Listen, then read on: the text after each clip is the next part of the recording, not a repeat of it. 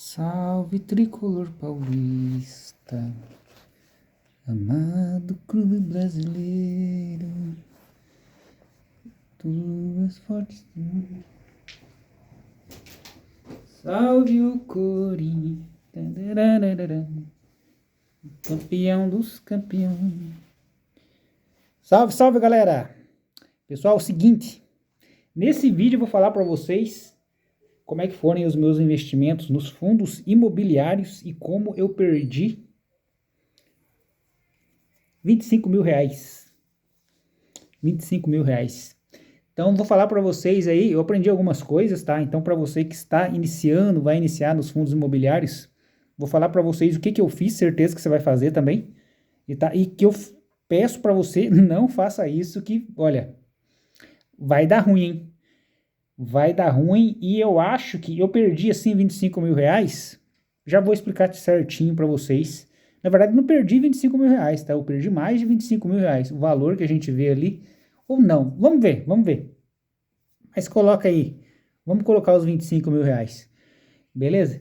Então quando eu descobri os fundos imobiliários, eu fiquei assim, caramba, mas fiquei um negócio maravilhado, cara. Você vê ali, porra, mano, negócio ali... Todo mês caindo dinheiro na tua conta, assim, você só coloca lá um bocadinho lá e você recebe assim, que coisa, rapaz do céu, que gostoso, hein? Que maravilha! Aí comecei a olhar ali os fundos tal, aí não demora muito, aí você começa a procurar os fundos que dá mais dividendo. Aí que, ó, pessoal, é uma armadilha isso daí que eu vou falar pra você, viu? O negócio atrai você de um jeito, cara, que você... Aí foi o bobão lá, deixa eu ver o que tá dando mais dividendo. Só sei que quando eu percebi, pessoal, eu acho que tinha ali mais ou menos uns 90% dos fundos que eu tinha, tudo de papel. Tudo de papel. E a gente tava ali... mais ou menos quando eu comecei, né? Eu comecei em julho de 2020, comecei comprando algumas ações, só que as ações elas não são tão legais, né? Porque as ações elas demoram para dar dividendos, né, cara? Você pensa assim, pô, ações não é tão lucrativo, cara. Nossa, demora 3 meses. Tem alguma? Olha essa daqui, já faz 6 meses que eu investi nela, não deu nada de dividendos, cara. Que coisa. Ah, nossa, não, vou vender isso aqui, cara. Vou colocar em fundos imobiliários. Aí vai eu lá, pá. Eu lembro que tinha uma época que eu tava com 70% de fundos imobiliários na carteira. A minha ideia, sabe o que era? A minha ideia era assim, não, eu vou colocar 75%. Não, a ideia é 85%. Vou colocar 85% de fundos imobiliários e vou colocar 15% de ações. Olha o juízo da pessoa, cara. Olha o juízo de quem tá começando, né? E hoje ainda eu não sei se eu sei bastante coisa ainda não, viu? Eu tô ajustando, tô fazendo as coisas certas. Parece que cada dia que eu vou dar uma olhada a mais, vou dar uma pesquisada, eu vejo que ainda tô fazendo coisa errada ainda, né? O negócio é um aprendizado. Mas a gente vai aprender, a gente aprende, né? A gente aprende, a gente é novo ainda, a gente chega lá. Mas enfim, pessoal, vamos lá, eu vou falar para vocês, continuando a trajetória.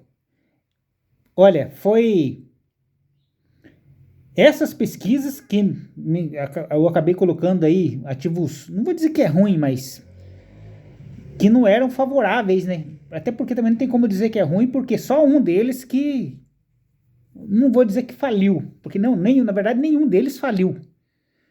Né? Teve uma ação, inclusive, que eu comprei, que a gente até pode dizer que faliu, né? Porque da Oi, que a Oi ela entrou em... Eu esqueci o nome, acho que é processo judicial, recuperação judicial. Então aí pode dar por vencido já, aí já era, aí eu vendi, daí não tinha como, mas os fundos imobiliários, talvez eu nem precisava vender, eu vendi alguns deles, teve fundos que eu vendi com prejuízo de 6 mil reais, para vocês terem uma ideia, vendi uma parte deles, depois que eu descobri que não, você não deve vender, fique com ele na carteira, vai, veja lá até onde vai, cara, não venda, vai que o negócio recupera de novo, né, aí que eu vi, já tinha feito essa burrada de vender, poderia estar rendendo lá, né, mesmo um pouquinho, mas está rendendo. E outra coisa, né, boa parte dos meus fundos, além de ser fundo de papel, e ainda era da Vortex. ao invés de eu olhar, né, a administradora do fundo, pelo menos para variar, tem que variar entre as administradoras, né, o tempo,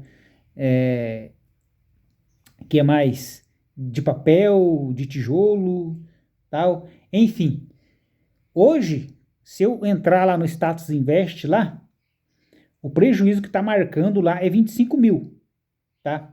25 mil. Só que daí a gente tem que levar em consideração também, por isso que eu falei, eu vou contar para vocês verem. A gente tem que levar em consideração a questão dos rendimentos, né? Porque os rendimentos, ele encobre um pouco ali o prejuízo, daí não é 25 mil, ele vai cair um pouco. E os rendimentos, ele está em 24 mil. Só que tem o seguinte também, tá com 25 mil de prejuízo, só que ali ele não eu acho que ele não conta o que foram vendidos, os prejuízos assumidos. Como eu falei para vocês, eu vendi alguns fundos que eu não lembro mais quais foram. O que eu lembro que eu vendi foi o HCTR11, inclusive da Vortex, né?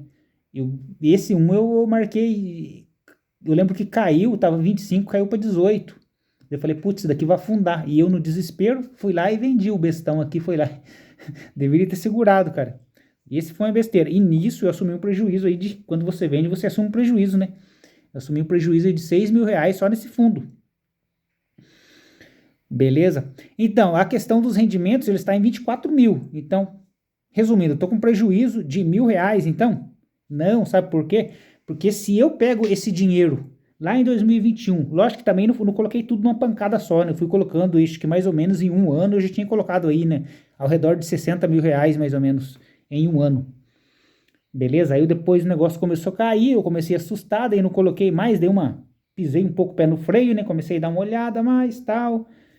Não vendi tudo de uma vez, mas eu acabei caindo na besteira aí de vender alguns. E eu fazia também muita burrada na época. O que eu fazia? Eu já tinha alguns fundos que eram de tijolo. Aí eu pensava, pô, esse fundo aqui não tá dando dividendo, tá dando pouco dividendo. Eu achei um que dá mais dividendo aqui, eu vou trocar. Eu vendi aquele fundo de tijolo, se eu tivesse ficado com fundo de... Por exemplo, eu lembro que eu comprei HGLG11.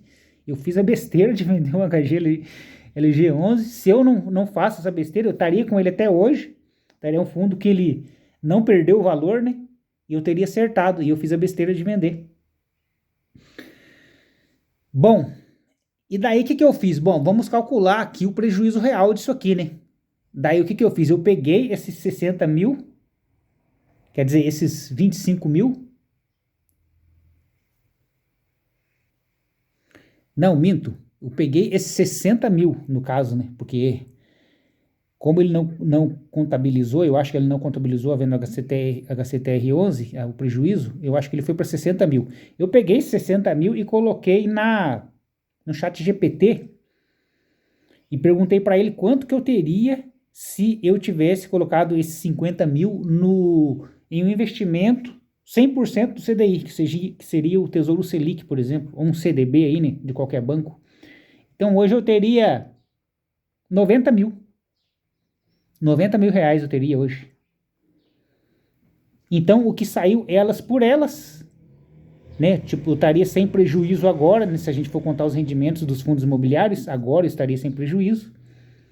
Mas, na verdade, qual que seria esse prejuízo? Esse prejuízo seria os 40 mil reais que eu deixei de ganhar.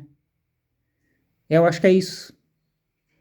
Escreva aí se eu tiver errado na minha conta aqui. Então, eu deixei de ganhar 40 mil reais. Então, era para eu ter de 60 mil, né? Era para eu ter 90 mil. E desses 60 mil, eu tô zerado, porque tem os 25 mil de prejuízo, quer dizer, os 25 mil de prejuízo e os 24 mil de rendimento.